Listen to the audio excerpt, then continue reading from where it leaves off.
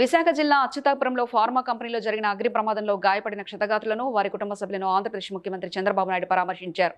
మెరుగైన వైద్యం అందించాలని డాక్టర్లకు సూచించారు. విశాఖపట్నం కేజీహెచ్ ఆసుపత్రి మార్చురీ వద్ద మృతుల కుటుంబ సభ్యులను పరామర్శించి ప్రభుత్వం అన్ని విధాలుగా అండగా ఉంటుందని, మిమ్మల్ని ఆదుకునే బాధ్యత నాపై ఉందని ధైర్యం చెప్పారు. భవిష్యత్తులో కూడా జరగకుండా చూసుకుంటాను, కానీ అందుకే మీ అందరికీ ఒక్కొక్కరికి ₹1 కోటి ఆర్థిక సహాయం చేసి మీ పిల్లలకు చదివించే బాధ్యత, మిమ్మల్ని ఆదుకునే బాధ్యతను తీసుకుంటా. అట్లా కాకుండా మీరు వినప్పుడు ధైర్యంగా ఉండండి, వాళ్ళకు కూడా ధైర్యం చెప్పండి. అదే ఇప్పుడు కావాల్సి అందరూ రికవర్ అవుతారు.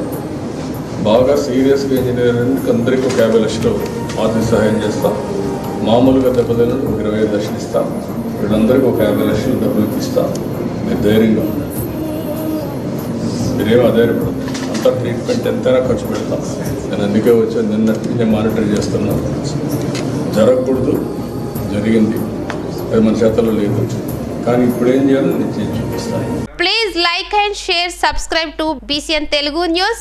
Please like, share and subscribe to BCN Telugu News.